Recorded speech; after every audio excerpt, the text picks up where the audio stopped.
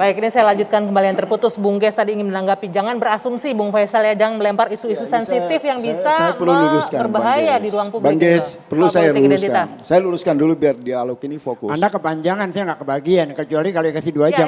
Silakan. Sebentar Bung Faisal. Biar ditanggapi dulu ini. Pertama tentang Anies membohong, ya kan? Anies membohong karena kampung akuarium jadi yang digusur Ahok. Anies pembohong integrasi transportasi publik yang murah meriah terjadi di Jakarta. Anies pembohong Jakarta International Stadium akan diresmikan di bulan Desember. Anies pembohong karena flyover tapal kuda yang memudahkan orang Jakarta menuju Depok itu tidak lagi macet. Anies pembohong karena harga kebutuhan barang pokok di Jakarta tetap stabil karena dia melakukan pembelian beras langsung. Tidak perlu masuk ke teknis seperti itu. Tidak usah. Anies, saya harus faktakan yang fakta. Dan Anda tidak bisa bantah itu. Silakan dibuka prestasi-prestasi Anies yang tadi saya sudah kirim. Oke, coba kita hadirkan nanti ya. Coba kita hadirkan apa yang disiapkan oleh Oke, saya akan teruskan lagi. Anies pembohong karena. Itu akan panjang Pak Ges. Harus panjang. Enggak. Karena itu panjang akan gugur dengan satu fakta berbohong saja semua tidak bisa dibantah. Anies pembohong karena sekolah di Jakarta, kalangan miskin tidak bisa masuk ke sekolah negeri. Dengan kebijakan zonasi dan umur, itu klaim sekolah miskin, anak-anak miskin bisa punya kesempatan untuk mendapatkan akses pendidikan.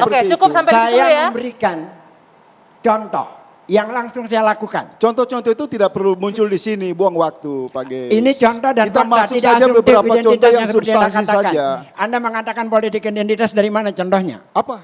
Soal apa? Tadi Anda katakan Anda tidak menangkap pembicaraan saya di awal. Saya tegaskan bahwa saya datang ke sini tertarik klaim Ketua Umum PSI yang mengatakan Anies pembohong. Sehingga jangan Indonesia jatuh tahun 2024 kepada pembohong. Ya. Kalimat ini bermakna. Bukan urusan sayur, tomat, cabai, itu enggak, itu kecil, itu urusan PKK, teknis. Dan pendekatan Anda ini membuat Anies bangkrut dalam wacana politik nasional. Anies? Enggak, nanti debat kusir soal itu. Nanti debat kusir soal yang debat kusir Anda. Jadi lihat kalimat yang sangat menarik dari Ketua Umum PSI. Kalimat yang tidak menarik Anies dari seorang pembohong. Ketua Umum PSI karena Anies dia itu tidak hadir. pembohong. Sebentar Pak. Bapak-bapak sebentar. Ini saya ulang lagi bahasa Indonesia. Anies itu pembohong dan jangan biarkan pembohong masuk ke 2024. Pilpres kan? Di sini muncul perdebatan, apakah tudingan ini masuk pidana? Apakah tudingan ini hanya mencari popularitas dari PSI? Apa mencari untuk mendongkrak suara PSI? Itu Anda bisa debat sama PSI. Tapi saya ingin mengatakan begini. Coba kita jernih sedikit. Menangkap hikmah dari pesan ini. Sebenarnya bagus buat Pak Anies. PSI sebentar, saya dikasih kesempatan. Ya, cuma mengatakan sebenarnya bagus buat Pak Anies, emang Anies sudah bagus. Dengar saya pakai supaya ini berhenti, supaya jangan saling salah paham. Sekali-kali juru bicara Anies, orang seperti Anda dengan Bastari juga belajar mendengar suara yang berbeda dengan Anies. Baik, kembali ke konteksnya Bung Faisal. Jadi menurut saya, ini pesan yang menarik.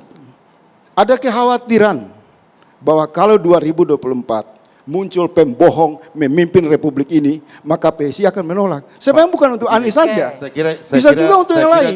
Makanya tadi saya tanya tadi, ya kan? Apakah PSI menyimpulkan Anies pembohong itu karena trauma dengan rejim-rejim sebelumnya, atau karena memang menyiapkan pemimpin yang lebih jujur dari Pak Anies? Itu tolong dijelaskan kepada publik. Secara implisit Anda sudah menyebutkan bahwa Anies tidak jujur gitu. Itu nggak bisa juga, harus ada hal yang membuktikan itu. Pak Bastari, saya punya bukti, saya kasih tahu. Kalau Anda meneror PSI dengan teknis, saya punya bukti. Anies itu berkali-kali mengatakan, saya tidak masuk di ini dulu. Anda tanya bukti kan? Saya mau kasih bukti. Apa buktinya? Bagus. Nanti kita di luar gitu. Bentar, ini balik lagi dong, balik lagi sebentar. Gini dah. Saya kasih masih memimpin diskusi ini Bung Bestari ya, makanya saya masih ingin Bapak-bapak. Tapi faktanya. Sebentar Bapak-bapak, tolong dengarkan dulu. Bung Faisal, sebentar. Ya, sesuatu yang disampaikan itu kan harus berikut data seperti kita sampaikan dari tadi bahwa kenapa kemudian kita hadir di sini mengatakan itu tidak benar karena ada datanya. Pak Bastari, pejabat publik tidak boleh alergi dengan kata kebohongan publik. Pernahkah Anies alergi itu tidak terhadap boleh. itu? Dia bukan pejabat. Kita di sini tidak ada yang pejabat publik, Pak. Boleh, yang pejabat sudah? publik di sana. Bung Bestari, kita kan tadi Gitu loh. sama-sama sepakat untuk memberikan informasi yang jelas Ya. kepada publik ya. Saya ingin ke Mas Nanang dulu. Mas Nanang, coba dijelaskan apakah tadi seperti yang Bung Faisal bilang, apakah memang ada kekhawatiran karena trauma dengan rezim sebelumnya Tapi berbohong? sebentar dulu, ini Atau menarik tadi bahwa di sini kayaknya tidak ada dulu pejabat ngomong- publik. Ya. Oke. Jadi pejabat publiknya juga tidak alergi terhadap ini gitu loh. Oke, Saya kira itu. Udah clear ya. Oke, silakan tanggapi. Mas Nanang. Dah, waktu saya ya. Silakan. Ya. Baik, saya memang tidak terbiasa berbicara sahur manuk ya, tetapi kita berbicara sesuai porsi yang diberikan moderator. Jadi kalau tadi ada pertanyaan, tidak hanya dari Bang Faisal, juga pertanyaan dari Bang Ges, dari Bang Bestari, apakah PSI itu begini karena trauma atau karena tendensius atau apa, ya silahkan. Tapi yang jelas saya sebagai orang, ya sebagaimana dikatakan Bang Ges tadi, kita jangan asumtif. Maka saya sampaikan, saya yang ikut rapat di PSI untuk menentukan sikap ini. Bukan asumsi. Apa? Ya pengurus DPP, Pak. Ya kenapa Giringnya nggak hadir sih kalau itu keputusan rapat? Ya Sebentar. coba nanti Sebentar, ada Bung waktunya Ges. untuk ngomong Ya. Bang ya. Kita gantian lah. Ya. Itu tidak ada. Saya merasa terhinakan hadir di sini membicarakan omongannya Giring yang dia bukan siapa-siapa gitu. Itu menghina intelektualitas kita. Kecuali saya dia- bicara langsung dengan Bukan. dia. Ketua Anda umum bagaimana Anda partai bilang Giring PSI bukan loh. siapa-siapa? Dia ketua Punya umum kursi di DPP DPRD. PSI. Oke, silakan Mas Nanang. Ya partai seputaran ibu kota aja. Ya terserah. Terserah ya.